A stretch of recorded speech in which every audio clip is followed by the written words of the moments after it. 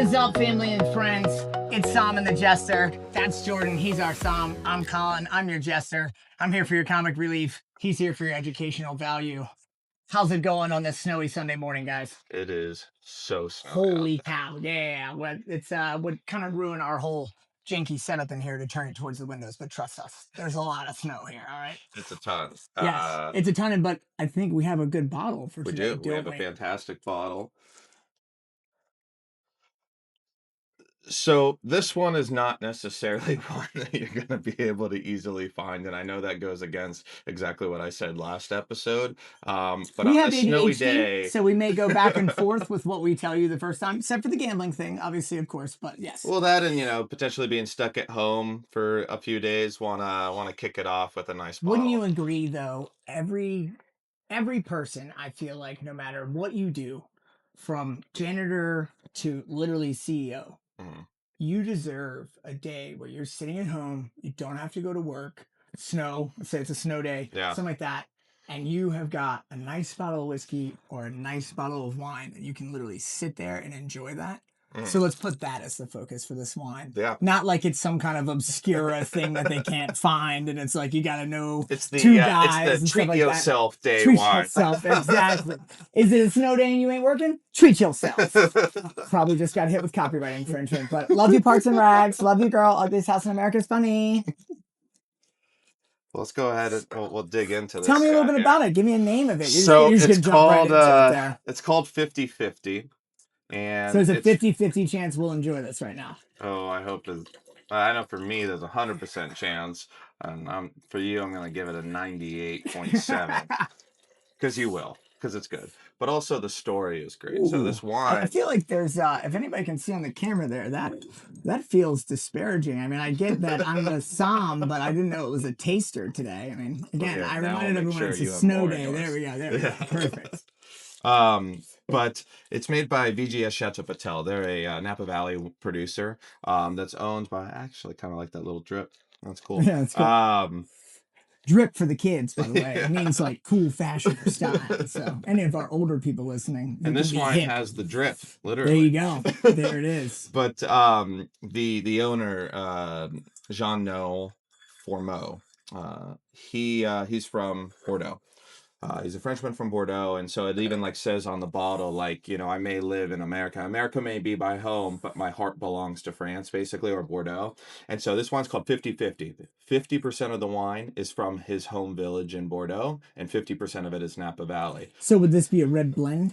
It has to classify as almost table wine because you don't have 75-80% from one area. And so they can't even label it what it is, which is Cabernet Sauvignon.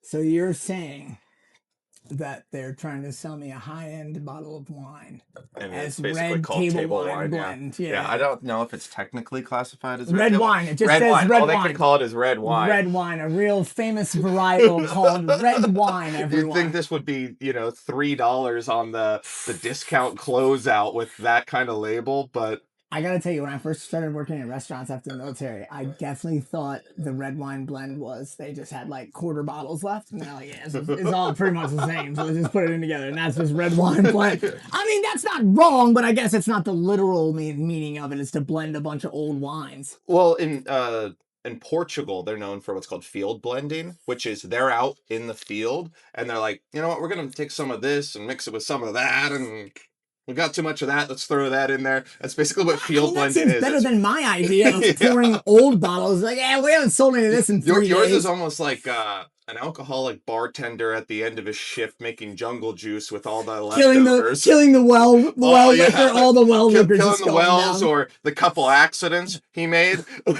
Oopsies. I guess I'll drink them. But the nastiest thing I've ever seen is a person that did a shot from the mat. You ever seen someone do that? Have you done that? $20 is $20. Sometimes you're in a hole and you need a pack of cigarettes, okay? Oh my goodness.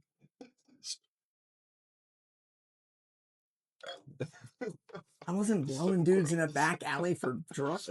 You were just doing. Not that there's anything wrong with that. I let everybody fly their freak flag. I'm not saying that, but we were drunk, we were having fun, and we poured some extra liquor on top to maybe, if you just fireball it, everything's fireball, But I'm pretty sure there was some cleaning solution there. I definitely have a little bit of barkeeper's friend in my system, but I think that keeps my immunity pretty high. So At least your pipes are clean. there you go. Pipes are definitely clean. The regularity is c'est magnifique.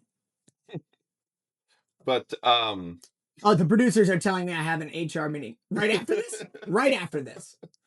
Now we're okay. Oh no, she's waving a pink piece of paper at me. I'm not sure what that means. Anyways, we'll figure it out afterwards. There's a fire. Oh, I'm fire. Okay. So I think you guys get the gist. Don't worry about it. We'll talk this is it the out. last episode. Nah. This is usually like, they do this all the time. Anyway, going on with your with your $180 bottle of red wine. I don't think it was that much. I think these things are probably like 120 or something like that. But I just want to make it known that I was making a joke and trying to really be extremely over the top on the price. So yeah, like I said before, treat yourself. Yeah, it's a treat yourself wine. That's for sure. It's actually really not bad for being called red wine. Yeah, it still needs to open up. Realistically, I should have decided to go with this wine yesterday and open it last night. So this is audio and visual? Yeah. They didn't even have to know that. We could have just paused it and let it open. You want to pause and let it open up more? Let's pause and let it open. Oh, no. If we just keep doing this, we'll get it. We just won't look douchey for half the episode. Let's leave this in here. Fuck it. Someone text me. Jesus. Cut here and 1 minute back. Go.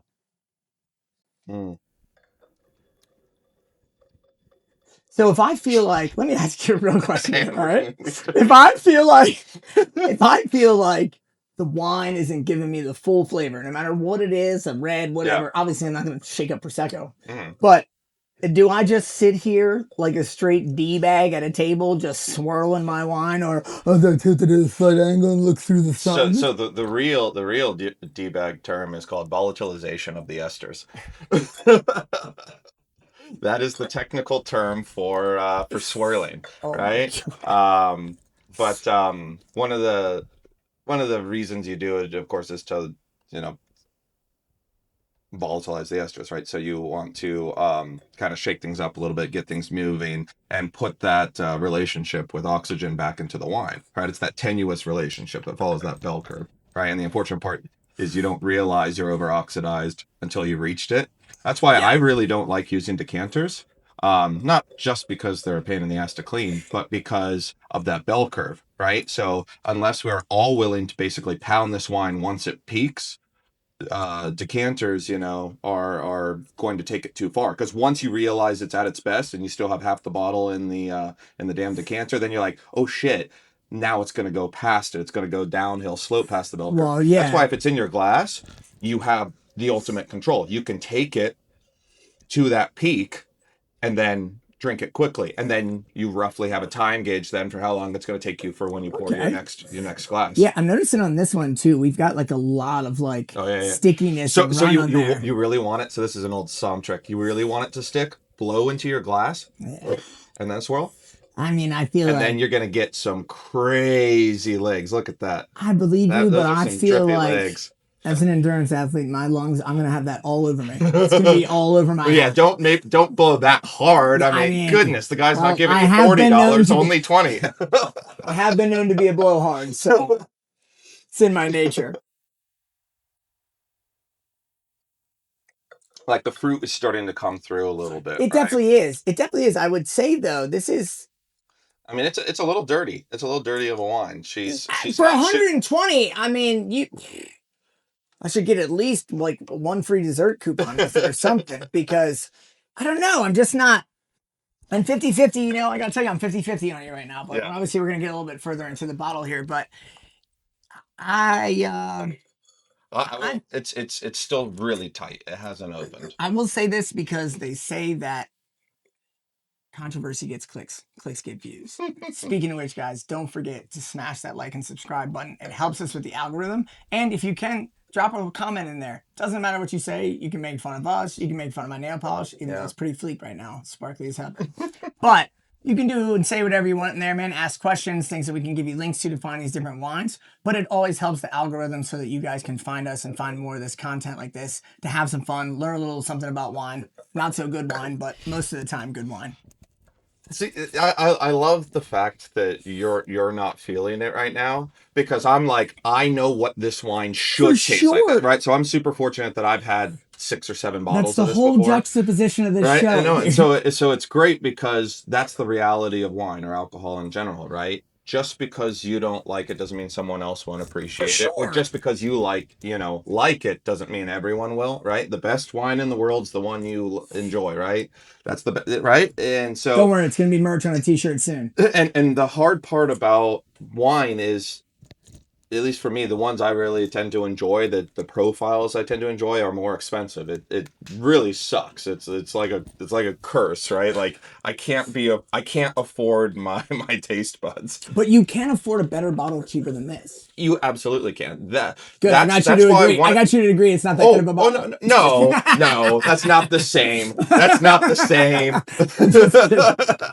No, but the nice part about wine is because of tools like the internet, you can educate yourself to find that $18 bottle that slaps. That's just phenomenal, right? And I get more joy out of finding those $18 bottles that taste like $100 bottle than drinking the $100 What about bottles. like those €2 bottles that are just money and That you have to that have yeah, over that is there, just though, like that. right? I know. Just bring me the wine of the town, of the village, Come on, and America, take the preservatives out of the wine. Let us have the wine pure like it should be. yeah, that's the difficult part. Is like it would never survive the trip, but like it's got to survive the trip within our own damn country. No, Yes, that's what I mean. Take the preservatives out of our own wine. yeah, Maybe I would enjoy this red blend by or whatever. You did a great VGS Chateau you Potelle. did a great job, man. Thanks for the Statue of Liberty and everything. I mean, no shade to France. I love Paris. Had a great time. We'll go back a million times if I can. So, no shade to Paris. Just this guy. I love how Jordan doesn't even know what to do right now. He's like, this is a classy bottle of red blend, and you are shitting on it right now. High-end people, presidents drink this. How dare you? Let it out. Come on, man. You got hate in your heart right now. Let it out. No, just the wine isn't there yet, and so then that brings up an interesting point, which is how many people have just powered through a wine and then they're judging the wine because they've never had it before, but they've never had it at its best. They've only had it at its worst. They've only seen the it's like imagine watching Tiger Woods now and all they see is him now, and you're like, that man was the greatest, maybe is the greatest of all time. Like they never got to see the early 2000s, right? The young skinny Tiger where he was flexing himself and he could rip the hell out of the ball and get those low frickin' stingers and stuff. Like a rocket taking off, right? And he always wore the baggy black pants, his Sunday red shirt, right? Not knowing that now he has his brand with it, like. Does Sophia know about you and Tiger? Because I feel like I feel like I know. I don't know. I think if we kept going, we might be getting to some Christian gray area there. But if all you had seen now is current, people wouldn't believe you. All right, I understand where you're going with this argument, but my argument is here from a somm perspective, from somebody who's works currently in the industry, has been in the industry, knows wine in and out. Do you really think it's a good idea to mix two different varietal grapes together? It's well, I mean, obviously that happens all the time, and yeah. No, I understand, but like other people are doing it better. Like this is like. Well, this is wacky in lots of regions because this is from two different. That's what I'm talking about. Yeah. Exactly, it's wacky as hell, and low hanging fruit. You just call it 50-50. Yeah. Because I think that's also the wink is implied as if like 50-50 chance you might like it. Yeah. But I already sold it to you for $120, so kiss my ass. And the reality is there's the gimmick aspect, right? That's what I mean. This feels gimmicky. It is. I've had so many different wines with you, and so many different wines over the world. 10 times cheaper than this, and 15 times better in value. Yeah. So yeah, it does feel like a gimmick. Like I feel like that's where wine shouldn't be a gimmick. Yeah. I don't feel like, because I feel like if you did it, you followed the process, you put the love into it, then it's gonna come out how you think it's gonna come out. Yeah. But this one is like, yeah, you're using two different grapes from two different like places. Yeah. It tastes like two different wines at once, and Mhm. not in a good way. Yeah. It's an odd taste. It's an odd wine, and it is not showing well today. Maybe it's the crystallization on the cork. The crystals that are on the cork. So You're ever seen these before? we once The wine diamonds. we were once my wife and I were once at a winery one time where I thought the lady, and now I googled it, so Yeah. clearly it was not true, but she said that meant that the bottle of wine was bad, and so far it's holding true for this bottle. It's not defamation or libel. I don't know your name or the name of the place, okay? I just don't like the wine. Nobody gives a crap about my opinion, all right? So chill. The wine diamonds they have nothing to do with the fact that this wine is not tasting well. It's just a wine that hasn't been cold stamped. Should I just cut up a lime and bring over the mezcal? Should we just go convert from red blend to mezcal? It's our 50-50 episode. It's 50 wine, 50% mezcal. I don't know if my palate could handle that. We're not driving anywhere. We're snowed in for the rest of the week. My body can handle it because I'm a professional drinker. No, but my palate.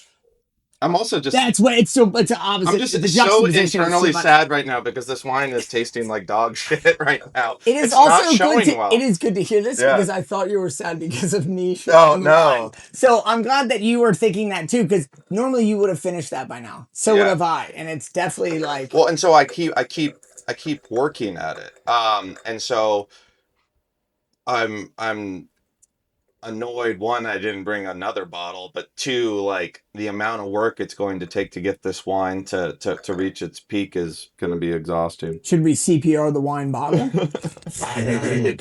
Yeah. I want to buy this tool. Sophia said absolutely no way. That I know I literally said I don't like decanters, but this decanter is unique. It looks like a regular decanter, but then it's got this base that does this. And so literally you put the wine in and hit start, and this is what the decanter does for hours. It just swirls it. So it's like hyper. How long should you be swirling this? It depends, right? So like a wine like this, I think it would be tasting delicious if I opened it 2 days ago. Like don't decant it, don't put it in a glass, just open it up and leave the cork off. And then every once in a while put the cork in and kind of rotate the bottle so that way you're kind of moving the oxidized versus the reducted wine through each other. So then, as opposed to getting a bottle of wine maybe $60 cheaper than this, I don't have to do a science experiment to make sure it tastes normal. Price aside on this, the problem I'm having right now is a real problem at all price points, whether it's an $18 bottle or a $3,000 bottle. Like the relationship with oxygen is necessary. It's a necessary part of the wine tasting great. But it's unfortunately also what leads to its detriment. It kills it, right? You have some of it for sure. It's great, I'm gonna go ahead and say no cap for me. Like I'm done with this wine. Like this is not a good bottle. I don't know. I'm surprised by that. I didn't think he was gonna lowball me today. Like so I'm gonna have to talk to the producers about this. We're gonna have a meeting. Passed a bottle of 2013 Henri Gouge Premier Cru Red Burgundy to grab this bottle. All right. Well, we've only had half a glass. We could drive back. Oof. Maybe it is. I wonder what the Heinz meter is saying. Right. So right. We live in Pittsburgh. So the bottle that they're using on channel 11? Channel 11 to show how much snow there is a bottle of Heinz ketchup. That thing's probably not. It was almost probably coming. Buried now. Yeah, we're at like it is coming down. We're a little over an inch an hour. Yeah. That's a lot. Yeah, it's very much. Yeah. This storm is ripping across. Literally from Texas to I think here. It was New Mexico. Yeah. New Mexico up in a northeast diagonal is getting nailed with ice, which is honestly probably worse. That's all of the Northeast, that's right? worse. That's worse than us. I thought they were already dealing with ice in the summertime. Bang, bang. Watch out, everybody. Oof. Oh, I didn't do it. What did I do? What did I do? I didn't disarm anybody and then shoot him multiple times without the gun. Oh, oh no! Oh no! Oh no! Both of the producers. Somebody said the truth. If this gets cut out, it's because he killed me. He silenced me, people. All right. You're gonna give me bad wine. We're gonna break the rule at the bar. No politics, no religion. We're going right in. And thank God we're not live streaming. Mystery bottle of wine. Ooh, mystery bottle. Producer, you have a mystery bottle? Wait, is there actually a mystery bottle? Yes. Is it possible for you to pour it without me seeing it? Yeah. Yeah, we can do two. I mean, I could be Klein or something. Well, I have one that's been open for a day or two. No, not that one. No, I think it'd be fun for me to try to guess what it is. I'm gonna like look away so that way, no matter what, I'm not gonna see it. More than welcome to try this Alfred Hitchcock silhouette looking wine over here if you guys want. But guess what? It's probably going to treat you like the birds and attack your palate in a bad way. You gotta stop making that sound every time I make a zinger. I know, true. This is not getting cut. This is in the damn episode. By the way, guys, if you want more awesome content from the Jester like that, hit that like and subscribe button for me. All right, so our producer is, it looks like taking it out of a brown paper bag, but not like the good kind. There's a good kind of brown paper bag? I mean, I guess there's different grades of bags, right? Yeah. All right. So there's like the grade that you get from like the bodega that literally like if your like bottle of beer or whatever you got in there condensates, that bag is done in less than a block. All right. Then there's like the industrial grocery store bag. New glasses, please. Then there's the industrial store like grocery bag, right? That one obviously wouldn't fail, but that would say that you got some decent wine, but it's still like Wegmans or Trader Joe's, so it's probably not that great a wine, you know. But then if we have this slim bag they put like in the liquor store of wine, here. we need a Harris Teeter here. Oh, Harris Teeter's great. Or I mean, hell, if we're gonna shoot for the moon, let's go Publix. I love Publix. Yes, you do love Publix, I know. Publix is so good. When Sophia and I were down in Nashville, what 2 months ago, 3 months ago, 3 months ago, November, right? We set the bottom here. And oh, perfect. Well, I don't want to see the bottle yet. Oh, these are my champagne stems. Oh, that's bright. That is bright red wine. Right off the bat, that almost smells shit like Italian, maybe. That is bright ruby red fruit right off the bat. I'll try mine in 15. I get it going. Oh my god, there's no way I don't know this wine. I know this smell. Oh, that smells. Oh my goodness. That smells either like super warm California or it's got to be Italian. I feel like it feels like a Romagna. It's not. It's not French. It's not Spanish. It's not Australian. There's no way it's South African. Like a Romana Dulce? It can't be anywhere north of Napa Valley. What about like a Romana Dulce? Right? Does that sound right? Well, Dolce, like D-O-L-C. No, D, like Dolce, like D-U-L-C. Oh, man. I haven't even tasted it yet. I've just been smelling it. It's Welch's. This could not. Welch's great. Well, it's so bright and juicy. There's no way this wine isn't juicy. Like it's so opposite of what we just drank. It's insane. It's 10 times better than what we just drank, and I bet you it was cheaper too. Oh, producer, how much was that? Is that actually grape juice? No. That is so good. It's so linear. Compared to what we just had, this literally tastes like the best thing I've ever had. It's kind of sweet. Yeah, it's very Holy crap! so. It's not juice. No. It is. Woo! It's kind of juice. That is such a warm climate. It's got to be some sort of like either random California labeled red blend, or it's a like Southern Italian and they left a little residual sugar in there.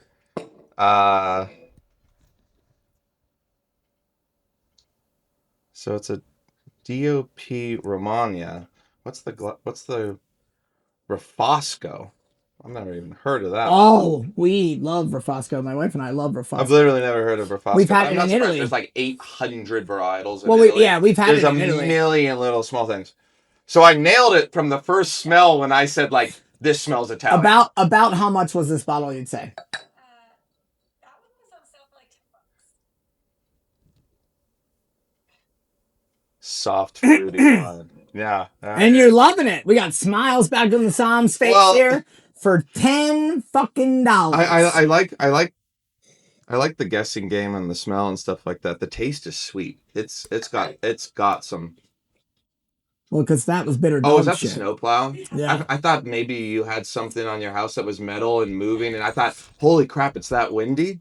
Yes, we live in the 1850s version of Pittsburgh. We still have metal flaps just flapping along. No, the like I side thought house. maybe on your wreath or something there was like a little piece of tin or something hitting the glass. You're just reaching. You're reaching. That's a good guess. Okay, so I'm gonna cause the opposite controversy. I could only drink this glass. I couldn't have another. It's too sweet. It's just way too sweet. This is the best episode ever. This is the best goddamn episode ever. Seriously. That one's not doing it, but this one isn't either. I'm so happy, especially for not cutting this out, that I nailed the Italy part right off the bat. Oh, we're not cutting this out. What are you talking about? There's no way I would have gotten this grape varietal though, but it's got to be. And so Romagna, so that's not. I don't know if that's really considered southern. I mean, it's kind of like. Where would it be city-wise if you had to put a city on it? I mean, would you put it in Tuscany? Rome? Romagna, Rome. I mean, I feel like that's the beginning of the South in Italy, how they categorize that for sure. Florence is more like the beginning of the North. Yeah. I can't even believe that this is 2 years old. Well, it's not really, a year and a half. It's just so much fruit. Like, after I took a sip, I genuinely thought you might have actually given me Welch's grapes. I really thought the producers were punking me because it's quite sweet. Like, not sugar sweet. It's just so much ripe fruit. So much ripe fruit. You so you're saying the other? No, I've never had that. Oh. So you're saying that the other fruit was unripe? It just. And exactly. Well, no. I call this that was not a bottle. That was not a good batch of that wine. It followed its name, dude. I still believe, because the unfortunate part with that wine is they can't label vintage. The Transit and Trade Bureau won't let them. It's definitely vintage. It tasted vintage. I want to say it's like an 18 or 19. It's just there's no way that wine. It tasted so bad today. I'm genuinely. Are you gonna let it go for? Yeah, are you gonna let it go for a couple of days and see if it tastes better? Might, yeah.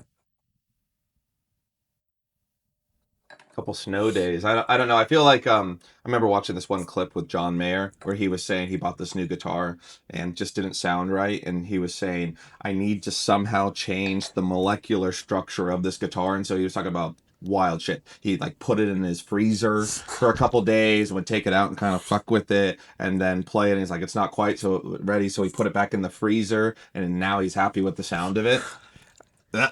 What do you think that like taking it back out and thawing and going room temperature would just cause expansion? I would think it would ruin the guitar. I would assume, and I'm assuming it's not a Fender Squier, a $90 guitar. It was probably like a Telecaster or a Stratocaster. Yeah, but nowadays they have that lacquer coating on that thing. Yeah, do you know what I mean? So like, you put it in the freezer as long as I feel like in something. I think the irony there is probably all that he changed is he fucked up the electronics.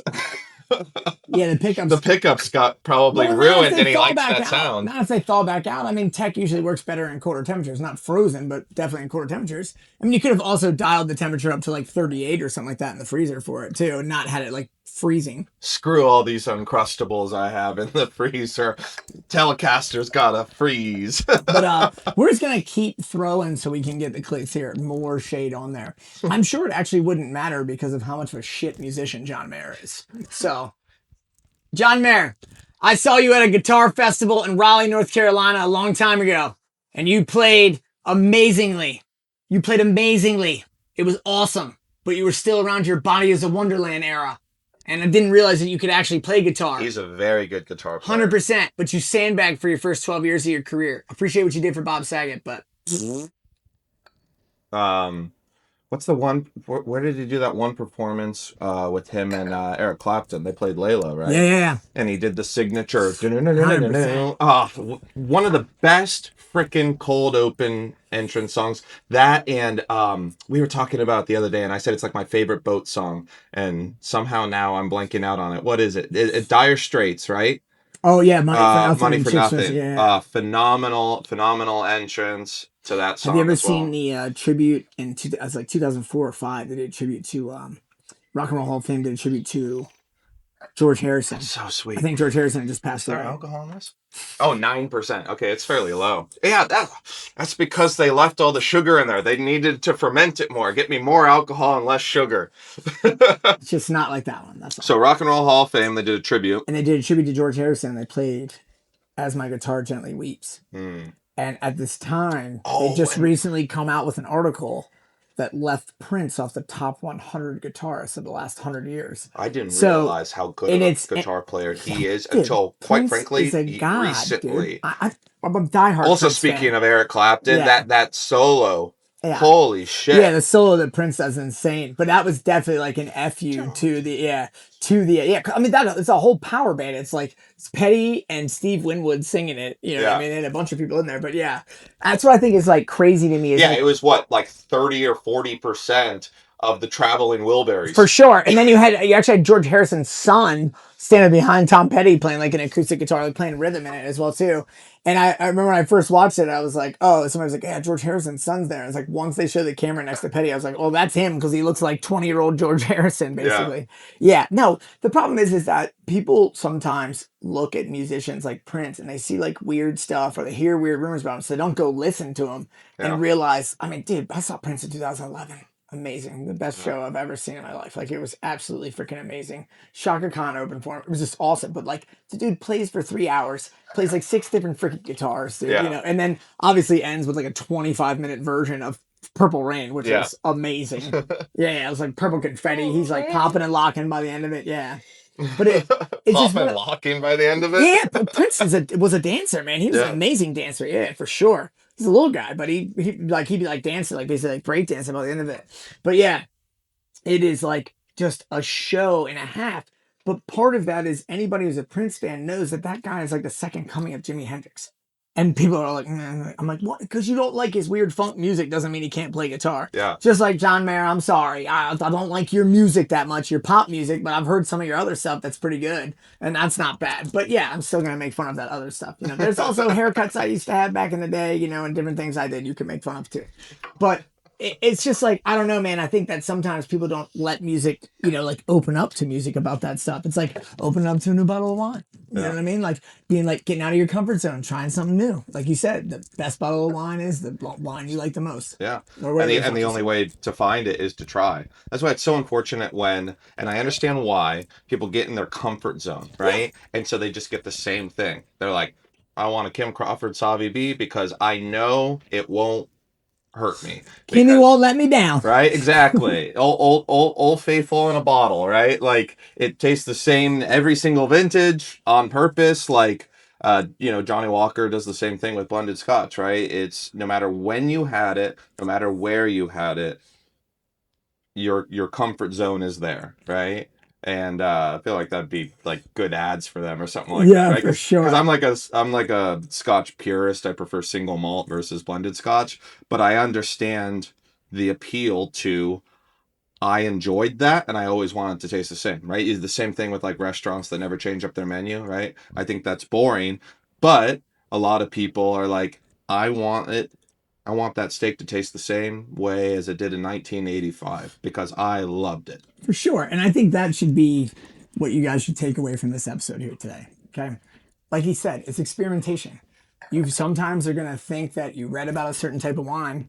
And I'm sure you've had that in the restaurants before in the country club where someone's like, oh, I read about this wine. And then they try it and they're like, nah, that's not it. You know what I mean? Yeah. So that's going to happen. You're going to go to a place You can try something out for the first time, you're not gonna like it. Change is hard. Trust me, I'm a personal trainer. Change is hard. I get that. It's very hard for people to change, even to just change little habits to get up earlier in the morning and go to the gym before work, or do whatever you need to do. Changing your route to work because there's some kind of construction. Pittsburgh. Anyway, Oh, it's gonna get always, so bad. always. It's also about to get so bad. Oh yeah, I Oh know, my god, we got the draft in April. I know. Yeah, And yeah. then July with the 376 closure east of the Squirrel Hill Tunnel for a month. 300 something thousand commuters are gonna. Where the fuck they gonna go? That's a sad trombone. Yeah. Yeah. Yeah, seriously. You don't even have to go that direction anymore, you lucky son of a bitch. I have to Yeah. go through 2 fucking tunnels. And if you don't live in Pittsburgh, you don't know why that matters. You're like, oh, going through a tunnel. Is he crawling through it? No, well, sometimes because people slow the fuck down and it's so goddamn annoying. See, It should take 20 minutes to get to work. It takes 45. Some of you people on the East Coast might be familiar with Bridge and Tunnel, and I'm not talking about like the 90s whores that lived in the Bridge and Tunnel area in Jersey. I'm talking about like Bridge and Tunnels you actually gotta travel through, not where there's like a bunch of dope fiends and shit. You know what I mean? I just almost had a sweet red wine spit take. Come on. New York, New Jersey, you know you're the armpit of America, right? Come on. Come on. I don't disagree. I mean, hey, dude, we're in Pittsburgh. We're not from Pittsburgh, but we're in Pittsburgh now. So go ahead. Yeah, Please. Fill the comments with all the Pittsburgh hate. roast our rusty ass bad seriously. city, right? Buy some of those t-shirts with the buses getting pulled out of pits or bridges. We had 2 in a span of like 18 months. It wasn't great. There's a comedy studio. Shout out to Steve Hofstetter. If I said your name wrong, Steve, I'm sorry. You're a hilarious comedian. But he has a comedy studio here called the Sunken Bus Studios, and that's what it is. It's a drawing of the bus inside the pothole. If you guys don't know, if you're not from Pittsburgh, please Google bus and pothole in Pittsburgh. It'll make your day. Yeah. It'll make your day for hilarious. sure. It's pretty hilarious. But yeah, fill the comments with Pittsburgh hate or Pittsburgh love. I'm sure there's probably a lot more Pittsburgh love to defend us in the comments than there actually is Pittsburgh hate. Probably. But either way, guys, what we learned today is you're not always going to get the best kind of wine. And sometimes you might blow $120 on a red blend. I'll repeat. Yeah. I'll repeat, guys. Worse than it says red wine. That's it. It says red wine. This one says Romanzo or whatever in Italian. Yeah, it's Italian wine. And this one's like red wine. That's it. That's all it is. It just says red wine. Yeah. 120, $10. $10 on sale. I couldn't. Shout out to Fine Wine and Good Spirits. I couldn't understand. Oh no, fuck Fine Wine and Good Spirits. No, fuck the PLCP. No, we love you. I love you, Fine Wine and Good suck. Spirits. Come from not a restaurateur. Come from a consumer God, aspect. you guys fucking suck. Because producer, this was on sale, correct? We always find some good sales there with good wines we like. The sales are phenomenal. And one of the reasons the sales are phenomenal, and it'll be interesting if I'll have to cut this later. No, you're not cutting it. No. We're accepting the hate. What I'm about to say is that because people don't educate themselves in this town about wine, you find phenomenal deals because the store overbought and they're like, hey, this should be great wine. And it is good wine. And then they mark it down from like $50 to like $18 because no one buys it because it says Ch.3 Bourgogne, Louis Latour, Premier Cru or something like that. And it's just like, no one's buying this. This is gorgeous Premier Cru Pinot Noir. They marked it down to $18 because it doesn't say Pinot Noir on the bottle. It says Louis Latour, Aloe Cortons, Charlemagne. Then why are you putting that on the purveyor? They're the messenger. They're the ones selling it. They didn't make it in bottles. No. That's why that's the only pro LCB thing I have is because here the people are educating themselves on wine. They overbuy, and you can find phenomenal deals. So that's the only pro PLCB thing I have to say. You hear that, Pittsburgh? You overbuy shit people don't buy, and I love it. Jordan says you people don't know anything about wine, so you have to listen to this podcast so you can learn things about wine. No, you were very adamant about people in Pittsburgh don't research. I think he said it a couple of times there. We'll have to run it back there. He said it twice, right? Yeah, twice. We have the internet, right? Most of what I learned wine is from the internet. We are now in the age of people want it spoon fed to them. Just give them the medicine. They're lazy, exactly. We have the byline generation where people just, and that's expanding from 18-year-olds to 75-year-olds that are just going to read the top of the article and think they're going to figure out what it means. It's fake. or don't realize it's fake. Don't try to cross-reference the stories. And yes, unfortunately, we live in that era now that you have to cross-reference and like go read a couple of different versions of it. Sources. Yeah, you have to scroll like halfway down Google. For sure, exactly. I mean, Ground News, love Ground News. Thank you, Ground News. You're the best.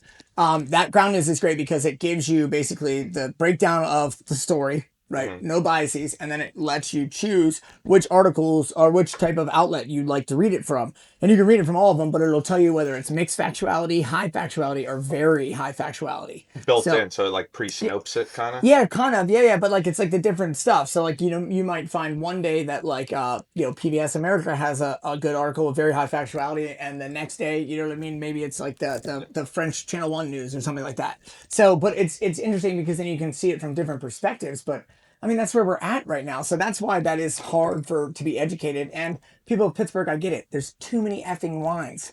And especially like in just small regions, like one section of Italy, there's like 15 varietals. It's like, how are you supposed to keep up with all that? Yeah. So I get you guys wanting to just be like, just tell me whether it's Pinot Noir or not. Yeah. Just tell me if it's Kim B, South B. Yeah. All right. You know what I mean? Well, like I told a couple of my bartenders and servers at work the other day, I'm like, go to the discount rack, look at the bottom, look for the one you don't understand. Try to get like some basic level of wine region education. And so I said, I love Burgundy. And so look for something that says Bourgogne, Bourgogne. Look for something that says Bourgogne. Take the bottle. It's always a dark colored bottle. Hold it up to the light. If it's red, it's Pinot Noir. If it's white, it's Chardonnay. That's like 95% correct when it comes to Burgundy, because those are the only approved grape varietals outside of like 3% Aligote. Oh yeah, that's my dog. This is the Psalm's. This is the Psalm's son. Just turned 6 this week. Philippe, say hi. French fella. Hello. Belgian. This 50-50 line is very good. You should not talk about my friend like that. All right, bud, you're all done? That was his camera. I wonder if anyone watching this will actually correctly identify what he is. Ooh, there you go. It's always so cool when people are like, oh, is that a... All right, check it out. So excited. In the comments, if you can guess the right breed of that dog. I just said it, damn it. You can edit that part out for a second. Yeah, I guess that's true. Literally, like when you say it, just put like a beep over it or something like that. Oh, yeah. I mean, I don't know how production works. But yeah, just put like a beep over it or something like that when you say it. But if you guys guess it right, Jordan will mail you a bottle of wine from his collection. This has been a good episode of The Silent Jester. Don't forget to hit that like and subscribe button. We'll see you guys soon. Thank you guys for watching. Good night. That's my favorite closing from Top Gear. So thank you for watching. Good night.